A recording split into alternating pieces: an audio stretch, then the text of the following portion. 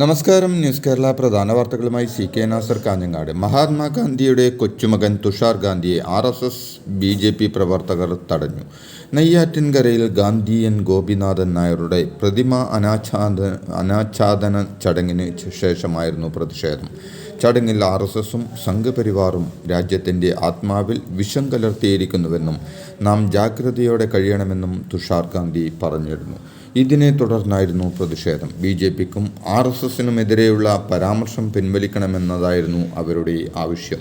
തുഷാർ ഗാന്ധിക്ക് പിന്തുണയറിയിച്ച് ചില കോൺഗ്രസ് പ്രവർത്തകർ ഗാന്ധിജിക്കും തുഷാർ ഗാന്ധിക്കും ജയ് വിളിച്ച് രംഗത്തെത്തി. RSS മുർദാബാദ് എന്നും ഗാന്ധിജി സിന്ദാബാദും എന്നും എഴുതിയ മുദ്രാവാക്യം മുഴക്കിയ തുഷാർ ഗാന്ധി പ്രതിഷേധക്കാരെ വകവെക്കാതെ കാറിൽ കയറി പോവുകയായിരുന്നു. കാറിന് മുന്നിൽ നിന്നടക്കം RSS BJP പ്രവർത്തകർ മുദ്രാവാക്യം മുഴക്കി. തുഷാർ ഗാന്ധിയെ BJP RSS പ്രവർത്തകർ തടഞ്ഞതിൽ പ്രതിഷേധവുമായി നേതാക്കൾ. കേരളത്തിന് അപമാനകരമായ സംഭവമാണ് നടന്നതെന്ന് പ്രതിപക്ഷ നേതാവ് VD സതീശനും ഈ ഹീനമായ നടപടിക്ക് കേരളത്തിൻ്റെ മതേതര മനസ്സ് മാപ്പ് നൽകില്ലെന്ന് KPCC അധ്യക്ഷൻ K സുധാകരനും പറഞ്ഞു. ഗോഡ്സെയുടെ പ്രേതമാണ് BJPയെയും RSSനെയും ബാധിച്ചിരിക്കുന്നതെന്നും ഗാന്ധിജിയെ തമസ്കരിച്ച് ഗോഡ്സെയെ വാഴ്ത്തുന്ന വർഗീയ ശക്തികൾക്ക് കേരളത്തിൻ്റെ മതേതര മണ്ണിൽ സ്ഥാനമില്ലെന്നും K സുധാകരൻ കൂട്ടിച്ചേർത്തു. സംഘപരിവാർ നടപടിക്ക് നീതീകരണമില്ലെന്ന് VM സുധീരൻ പറഞ്ഞു. എതിർ ശബ്ദങ്ങളെ ഇല്ലാതാക്കുമെന്ന RSS BJP അജണ്ട കേരളത്തിൽ ബലപ്പോവില്ലെന്നും എന്നാൽ സംഭവം നടന്ന് മണിക്കൂറുകൾ കഴിഞ്ഞിട്ടും കുറ്റക്കാർക്കെതിരെ ചെറുവിരൽ അനക്കാത്ത പോലീസ് നടപടി അത്ഭുതപ്പെടുത്തുന്നുവെന്നും കോൺഗ്രസ് പ്രവർത്തക സമിതി അംഗം രമേശ് ചെന്നിത്തല പറഞ്ഞു.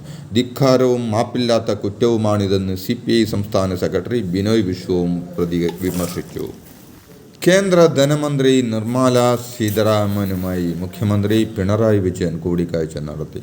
ദില്ലിയിലെ കേരള ഹൗസിൽ നടന്ന കൂടിക്കാഴ്ചയിൽ ഗവർണർ രാജേന്ദ്ര അർലേക്കറും കേരളത്തിൻ്റെ ദില്ലിയിലെ പ്രതിനിധി KV തോമസും പങ്കെടുത്തു. വയനാട് ദുരന്ത സഹായവും വിഴിഞ്ഞവുമൊക്കെ ചർച്ചയായെങ്കിലും ആശാവർക്കർമാരുടെ പ്രതിസന്ധി മുഖ്യമന്ത്രി ഉന്നയിച്ചില്ലെന്നാണ് വിവരം. വയനാട്ടിലെ ദുരന്ത സഹായ വായ്പയുടെ കാലാവധി നീട്ടണമെന്നും ദുരന്ത സഹായം പൂർണ്ണമായും ലഭ്യമാക്കണമെന്നും മുഖ്യമന്ത്രി ആവശ്യപ്പെട്ടു. വിഴിഞ്ഞം തുറമുഖ വികസനത്തിനും കേന്ദ്രത്തിൻ്റെ കൂടുതൽ ഇടപെടൽ തേടിയെന്നും ഉപാധികളില്ലാതെ കടമെടുപ്പ് പരിധി 3.5% ഉയർത്തണമെന്നും ആവശ്യം മുൻപോട്ട് വെച്ചെന്നാണ് വിവരം. 1925 മഹാത്മാഗാന്ധിയും ശ്രീനാരായണ ഗുരുവും നടത്തിയ സമാഗമം ഒരു ജനതയുടെ ആകെ ഭാഗ്യമായി മാറുകയായിരുന്നുവെന്ന് പ്രതിപക്ഷ നേതാവ് VD സതീശൻ പറഞ്ഞു. അന്ന് നേരിനെ കൈപിടിച്ചണച്ച ആധുനിക കേരളത്തെയും ഇന്ത്യയെയും രൂപപ്പെടുത്തിയ ഏറ്റവും പ്രധാനമായ കൂടിക്കാഴ്ചയായിരുന്നു അതെന്നും ശിവഗിരിയിൽ നടന്ന ചരിത്രപ്രസിദ്ധമായ ഗാന്ധി ഗുരു സംഭാഷണത്തിൻ്റെ 100ാം വാർഷിക ദിനത്തിൽ VD സതീശൻ ഫേസ്ബുക്കിൽ കുറിച്ചു. കോൺഗ്രസിൻ്റെ നേതൃത്വത്തിലും ശിവഗിരി മഠത്തിൻ്റെ ആഭിമുഖ്യത്തിലും വിപുലമായ പരിപാടികളാണ് ശതാബ്ദി ആഘോഷത്തിൻ്റെ ഭാഗമായി ഇന്ന് നടക്കുന്നത്. മുഖ്യമന്ത്രിക്കും കേരള സർക്കാരിനുമെതിരെ വിമർശനവുമായി BJP സംസ്ഥാന പ്രസിഡന്റ് K സുരേന്ദ്രൻ. ദേശീയ പാതയുടെ കാര്യത്തിലടക്കം എൻ്റെ തല എൻ്റെ മരുമകൻ എന്ന സമീപനമാണ് മുഖ്യമന്ത്രി സ്വീകരിക്കുന്നതെന്ന് സുരേന്ദ്രൻ പരിഹസിച്ചു. വികസനത്തിന് കൂടുതൽ സഹായം കേരളത്തിന് കിട്ടണമെങ്കിൽ അത് കേന്ദ്രത്തോട് ചോദിക്കുന്നതിൽ തെറ്റില്ലെന്നും അതിനു പകരം കേന്ദ്രം കേരളത്തെ ഞെക്കിപ്പിഴിയുന്നു എന്ന് പറയുന്നത് ശരിയല്ലെന്നും അദ്ദേഹം പറഞ്ഞു. രഞ്ജി ട്രോഫി ക്രിക്കറ്റ് ടൂർണമെൻറ്റിൽ ഫൈനൽ വരെ എത്തിയ കേരള ടീമിലെ താരങ്ങൾ ആരും സർക്കാർ ജോലിക്കായി അപേക്ഷ നൽകിയിട്ടില്ലെന്ന് കായിക മന്ത്രി V അബ്ദുറഹ്മാൻ നിയമസഭയിൽ പറഞ്ഞു. രഞ്ജി ടീമിലെ താരങ്ങൾക്ക് സർക്കാർ ജോലി നൽകുന്നതുമായി ബന്ധപ്പെട്ട ചോദ്യത്തിനുള്ള മറുപടിയായിട്ടാണ് മന്ത്രിയുടെ വിശദീകരണം. കേന്ദ്രതലത്തിലും പ്രായപരിധി കർശനമായി പാലിക്കാനുള്ള തീരുമാനവുമായി CPM. പ്രായപരിധിയിൽ ഇളവ് പിണറായിക്ക് മാത്രം നൽകാനാണ് തീരുമാനം. മുഖ്യമന്ത്രിയായി തുടരുന്നിടത്തോളം PBയിൽ നിലനിർത്തും. പ്രായപരിധിയിൽ ഇളവിനുള്ള നിർദ്ദേശം സംഘടനാ റിപ്പോർട്ടിലില്ല. അതേസമയം പ്രകാശ് കാരാട്ട് അടക്കമുള്ളവർ PBയിൽ നിന്ന് ഒഴിവാകും. കോഴിക്കോട് നിന്നുള്ള 516 ഹജ്ജ് തീർത്ഥാടകരെ കണ്ണൂരിലേക്ക് മാറ്റുമെന്ന് കേന്ദ്ര ഹജ്ജ് കമ്മിറ്റി ചെയർമാൻ AP അബ്ദുള്ളക്കുട്ടി പറഞ്ഞു. മാറ്റം ആവശ്യപ്പെട്ടത് 3000 പേരാണെന്നും കൂടുതൽ അപേക്ഷകൾ വന്നാൽ നറുക്കെടുപ്പിലൂടെ തീർത്ഥാടകരെ തിരഞ്ഞെടുക്കുമെന്നും അബ്ദുള്ളക്കുട്ടി അറിയിച്ചു. കോഴിക്കോട് വിമാനത്താവളത്തിൽ നിന്ന് ഹജ്ജ് യാത്രയ്ക്ക് കണ്ണൂരിനെയും കൊച്ചിയെയും അപേക്ഷിച്ച് 40,000 രൂപ അധികം നൽകേണ്ടി വരുന്നുണ്ട്. ആശാ വർക്കർമാരുടെ സമരത്തിൽ പങ്കെടുത്ത കേന്ദ്രമന്ത്രി സുരേഷ് ഗോപിയെ പരിഹസിച്ച് ജോൺ ബ്രിട്ടാസ് MP. ദില്ലിയിൽ അദ്ദേഹത്തിന് ഒരു പണിയുമില്ല എന്നത് വ്യക്തമാക്കുന്നതാണ് നിലവിലെ പ്രവർത്തികളെന്നും പാർലമെന്റ് സമ്മേളനം നടക്കുമ്പോഴാണ് ഒരു കേന്ദ്രമന്ത്രി തിരുവനന്തപുരത്ത് ഇങ്ങനെ തമ്പടിക്കുന്നതെന്നുമാണ് ജോൺ ബ്രിട്ടാസിന്റെ പരിഹാസം. സുരേഷ് ഗോപി പറഞ്ഞുകൊണ്ടിരിക്കുന്ന കാര്യങ്ങൾക്ക് എന്തെങ്കിലും കഴിവുണ്ടോ എന്ന് BJP-ക്കാർ പോലും വിശ്വസിക്കുന്നില്ലെന്നും ജോൺ ബ്രിട്ടാസ് കൂട്ടിച്ചേർത്തു.